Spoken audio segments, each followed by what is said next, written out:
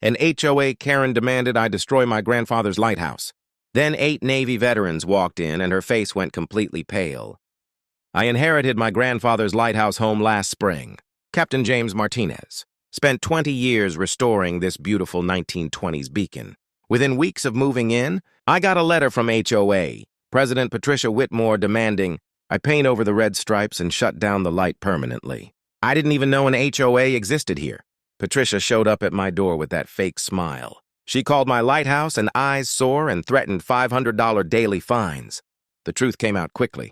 Her husband's a developer, and they've wanted this waterfront property for years. My grandfather always refused to sell. Now she was weaponizing HOA rules to force me out. She blocked my driveway, called code enforcement for made-up violations, and spread rumors about me. I couldn't afford the fines or a lawyer. I felt completely alone. Desperate, I searched through Grandpa's papers for anything to help.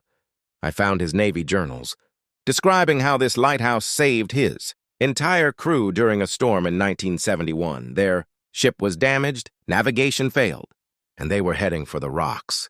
The lighthouse keeper fired up the beacon and guided them to safety. All 23 sailors survived. Grandpa bought this property years later to honor that night and preserve the lighthouse forever. Patricia called an emergency meeting to vote on demolishing my lighthouse tower. I brought Grandpa's journals and made my case. She dismissed it as sentimental nonsense and called for the vote. Then 3 cars pulled up outside. 8 elderly men in Navy veteran jackets walked in, members of Grandpa's rescue crew. Commander Robert Chen, now 79, told the full story of that night. Then he revealed he's a retired rear admiral.